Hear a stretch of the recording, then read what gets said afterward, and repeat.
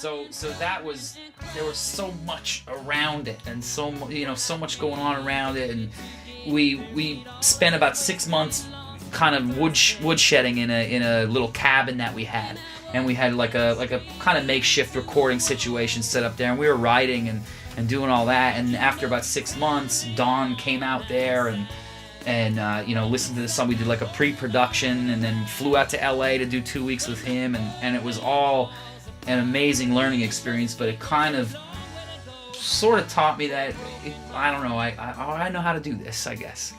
So that was what was really good about it. It sort of gave me the confidence to go and do it on my own, and really just have the confidence to say, this sounds good, this is, so it's not always easy to find that, but when you do, it's nice. 3, 4.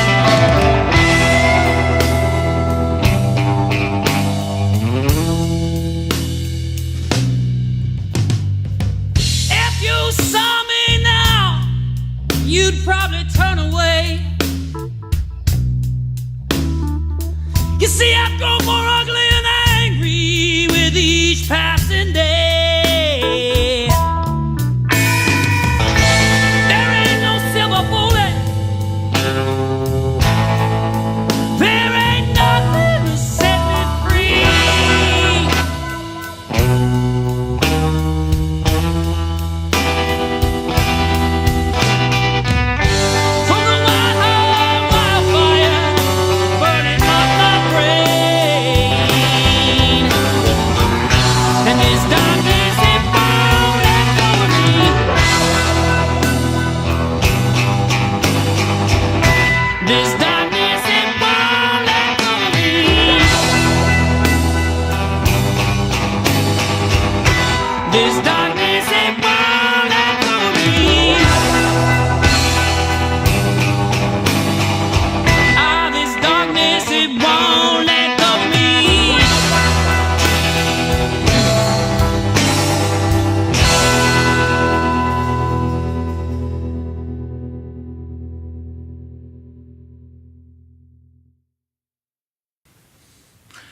Two albums I would take on an island. Probably, I would take Supertramp, Breakfast in America, and Foreigner's first record. Not because I think they're awesome, but they kind of are awesome, but because they remind me of being a little kid. And Foreigner 1 was the first record I bought. Deserted Island for the rest of my life. Alright, well, I know for a fact one of them would be Led Zeppelin 4. Man, that's a tough one. Two albums would be Darkness on the Edge of Town, Wrecking Ball by The Boss. I think the second one, I'm gonna have to go back to my roots. Would have to be Jane's Addiction. Nothing shocking. Tattoo You by the Stones. 'Cause that's one of the first vinyl I really got like super into. That B-side really gets out there a good bit. I'd probably take Led Zeppelin Physical Graffiti. If I was gonna go on a desert island and I could only take two records, I would probably take the Grand Funk Red album and Chris Rattie All These Things, just so we could listen to it and argue about it. And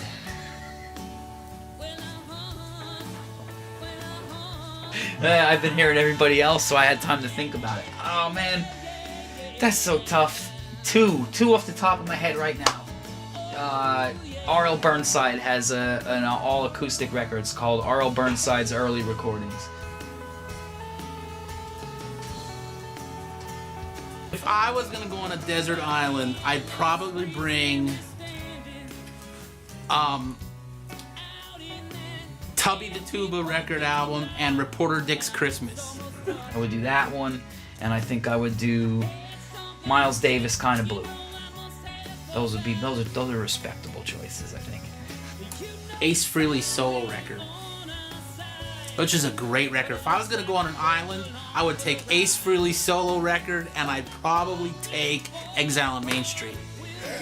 How the West Was Won by Led Zeppelin. Oh, Great live record. get the all whole the hits. box set with that one. Just why go for one? Good choice. Good choice. Well played. If I was gonna take two records, only two, on a desert island, I would probably take Bruce's The Rising. I really like that. But I also had this record when I was a kid. It was a record of just drag racing. That's all it was. You heard cars going down the drag strip. It was awesome. I would take that record. Probably like a live recording of David Grisham. If I was going to go to a desert island and I could only take 245 records with me, just two, that's a total of 4 songs, I would probably take Chubby Checkers, Hooka Tooka, My Soda Cracker, and I'm a Train by John Hammond. I don't know. I give up. This island ain't big enough for me and my records.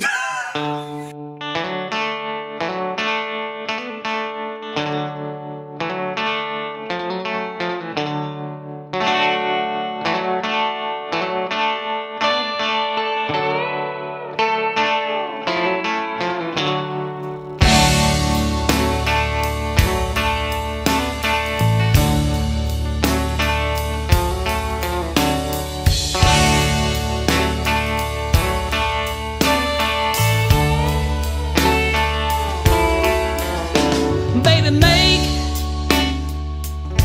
that coffee strong. I've been out all night long, singing these hard rock songs. There ain't no one listening.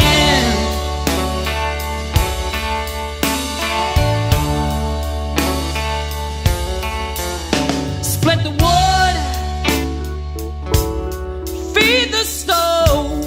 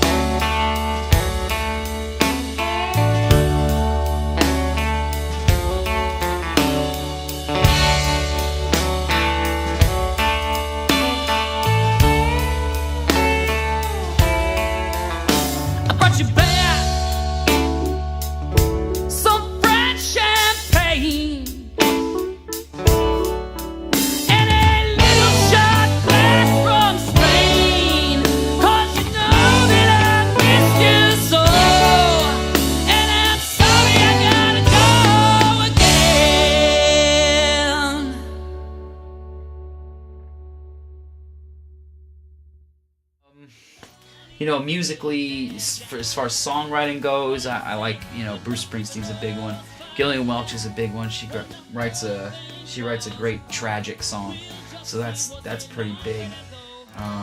But staying musically, like lately, there's been a lot of, I'm listening to a lot of like punk rock and a lot of that kind of thing recently. Lots of old folk and old blues. What informs my writing? It sounds kind of corny, but I read the Grapes of Wrath about 2 years ago, and books like that really kind of inform what I'm writing about to some degree, but life does too, and heartbreak and all the other crap, mash it up into a ball and turn it into something nice,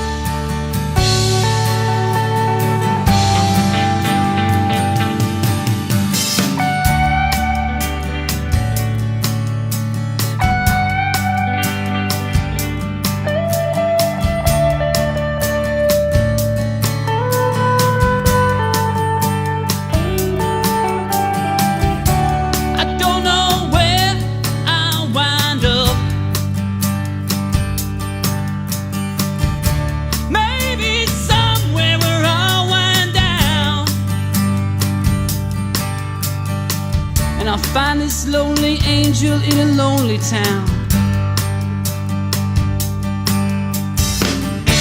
Not beating heart are the only sound as we drift away. I waited so long to finally say so long. Oh, I waited so long to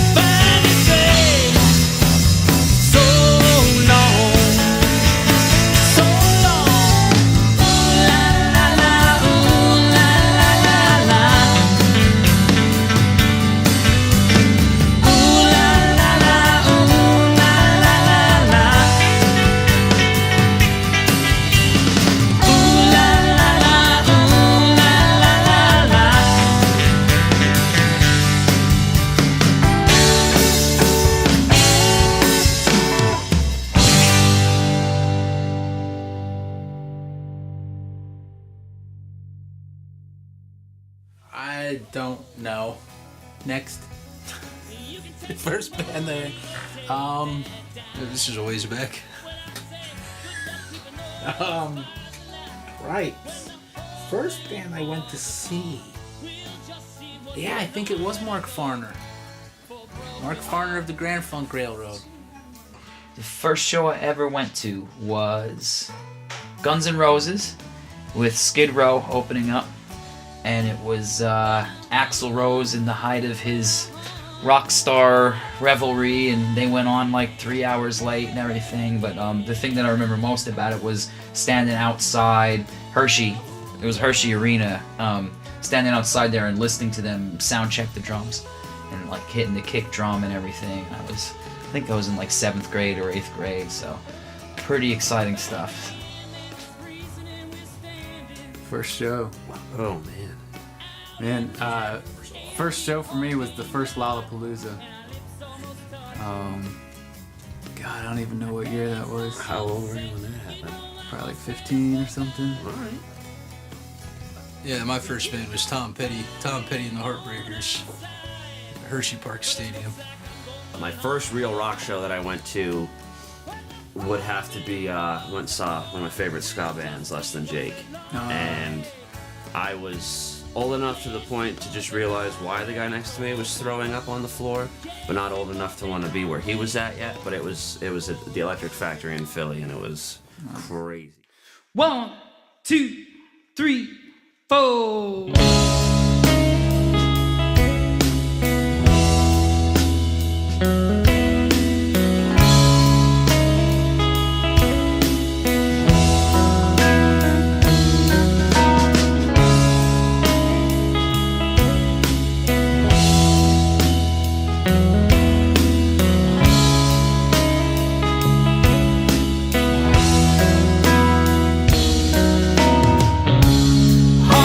On your traveling shoes, got tired of swinging on these poor man's blues. Now, baby, I was sure I found the sure thing. Gonna have you swimming in pearls and diamond rings.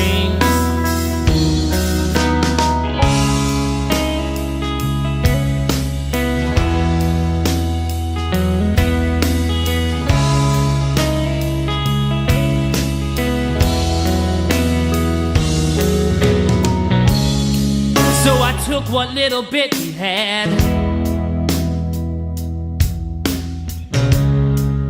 I laid it out on the bed. I knew there's enough 'cause I counted twice, and I laid it down and I rolled the dice. We can't stay here anymore. It's just not safe behind only a locked door. Hard time and heartache rolling in. So come and go with me and sail this sinking ship into the sea. Say goodbye, that's the way it's gotta be.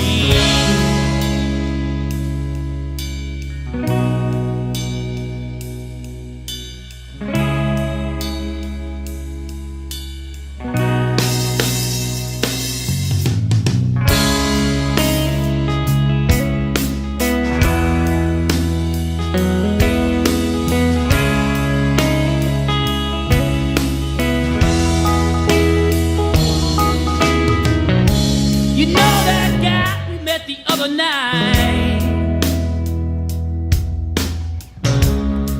I know you said he didn't rub you right. Seemed to me he knew a thing or two.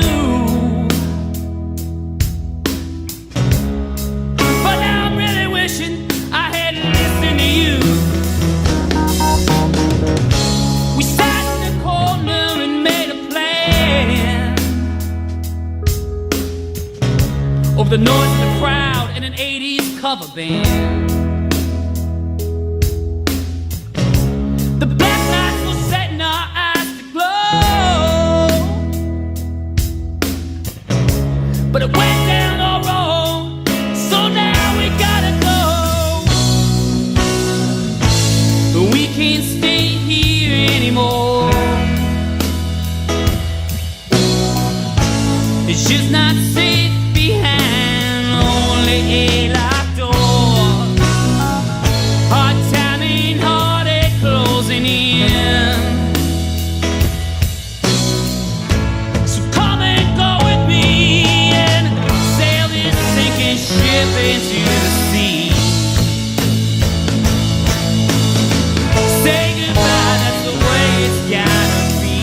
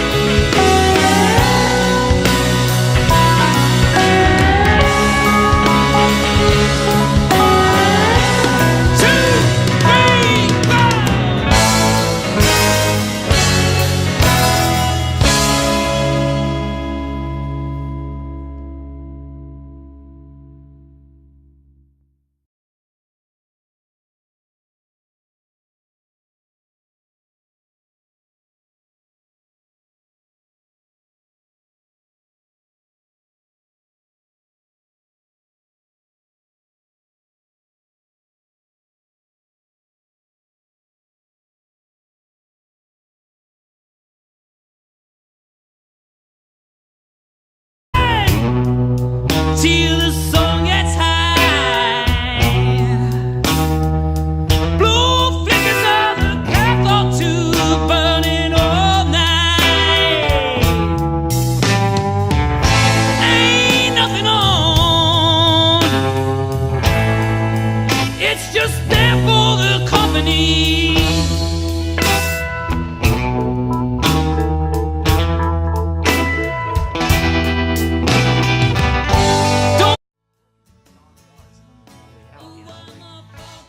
So that was, there was so much around it, and so much going on around it, and we spent about 6 months kind of woodshedding in a little cabin that we had, and we had like a kind of makeshift recording situation set up there, and we were writing and doing all that, and after about 6 months, Don came out there and listened to the song. We did like a pre-production, and then flew out to LA to do 2 weeks with him, and it was Like what I'm hearing inside my head,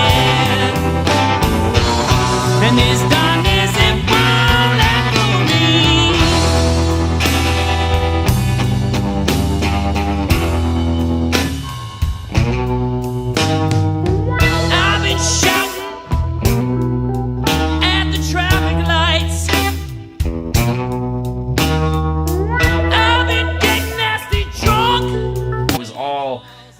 amazing learning experience, but it kind of sort of taught me that I don't know, I know how to do this, I guess.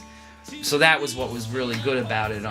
It sort of gave me the confidence to go and do it on my own, and really just have the confidence to say, this sounds good. This is, so it's not always easy to find that, but when you do, it's nice. 3, 4.